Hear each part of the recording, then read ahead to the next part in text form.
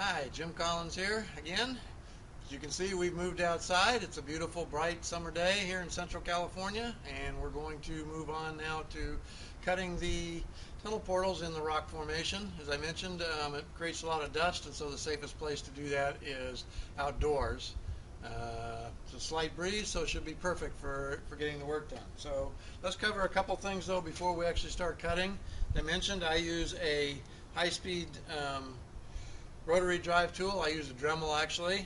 I have it on the extension, but I have done some cutting with just, and this is a variable speed drive by the way, but I have done some cutting with a fixed drive, fixed speed, and the older Dremel tool, and then that works just fine too. Just have to remember to be careful and to take your time because it is a high-speed tool. And remember to follow good safety procedures. For one thing, for sure, while you're doing this cutting, you want to wear some sort of a dust mask to keep yourself from breathing the plastic resin. It's no good for your lungs. You definitely don't want to get that down inside you. So, you can see I have a mask here. Goes on pretty easily. Put that up here when we actually start cutting. Also wear a hat to keep the dust out of my hair as much as possible. And last but certainly not least, you see some sort of eye protection. It is a high-speed tool. There's a lot of dust, as I said, but there's also the danger of small pieces breaking off or, heaven forbid, the cutting disc itself actually shattering, which does happen. So you want to be sure to be safe while you're doing this. All right, let's start some cutting here. We've got the rock formation. As you can see, I already did a little bit of cutting earlier. I run the variable tool at about mid-speed. That seems to be fast enough to do good cutting without being super high speed. As you can see, you just sort of guide the tool in there and just start cutting through the plastic resin. Cuts very easily. Be sure to have a good grip on the tool. It does tend to drag sometimes. You can see it cuts through very quickly and easily. The problem, of course, is all the irregular shapes of the plastic makes it hard to cut sometimes. Let me stop for a second and we'll zoom in a little closer so you can see the actual cutting going on. All right, so we're zoomed in here a little closer now so you can see the actual cutting operation. As I said, remember to hold tightly to the cutting wheel, the tool. You see, it cuts through pretty easily, but you also notice that it's pretty deep in some spots, and it's hard to get the tool in there around the nooks and crannies. So sometimes it's helpful to look at the bottom or inside even to finish cutting all the way through. See here on the bottom, I have to cut through on the bottom. You also notice, like I said, it sticks out here and there. Sometimes it's easier to cut out these separate little rock protrusions by themselves. Maybe like, for example, here. I can cut through this plastic around this boulder shape.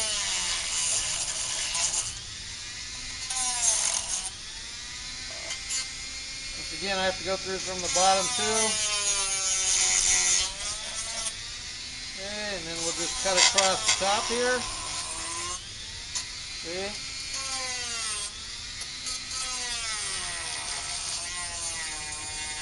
Goes fairly quickly, but again, you do need to take your time.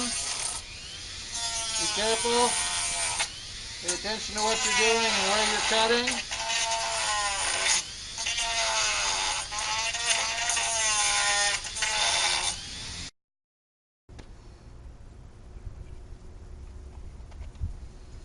Okay, so I wanted to show you what I was talking about here. I cut almost all the way around, and when I got down to just a little bit of piece of plastic left right here, it was easy to break this piece off.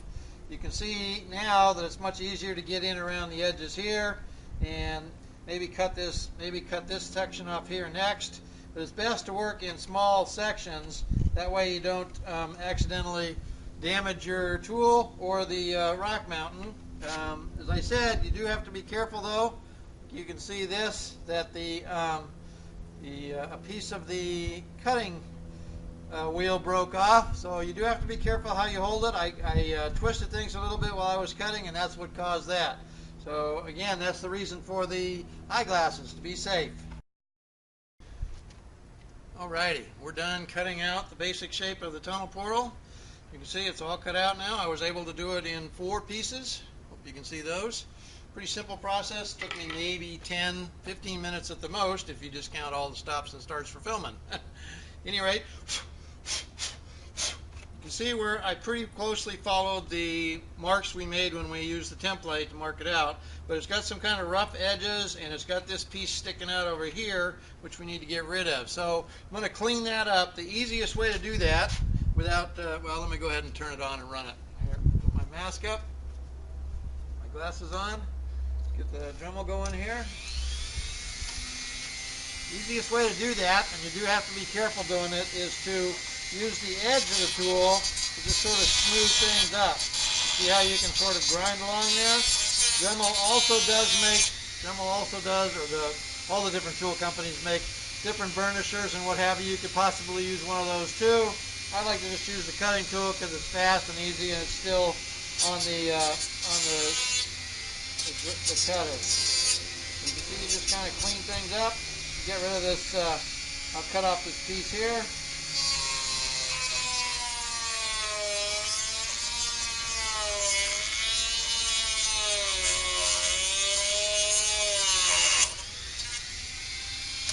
Yeah, it breaks off pretty easily.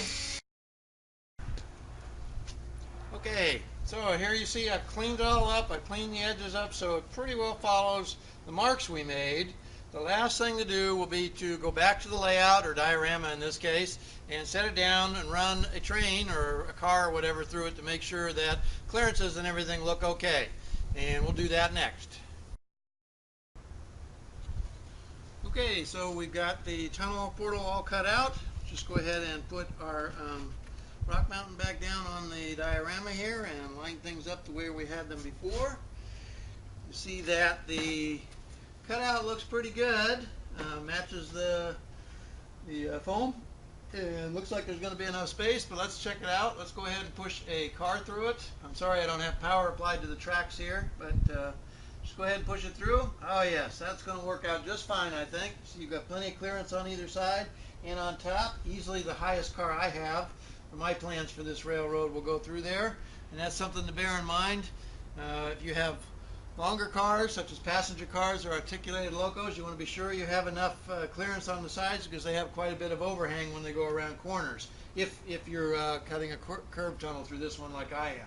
So there's still the other side of the tunnel to cut.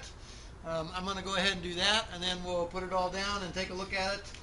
But we'll probably go inside to do that because it's getting pretty hot out here.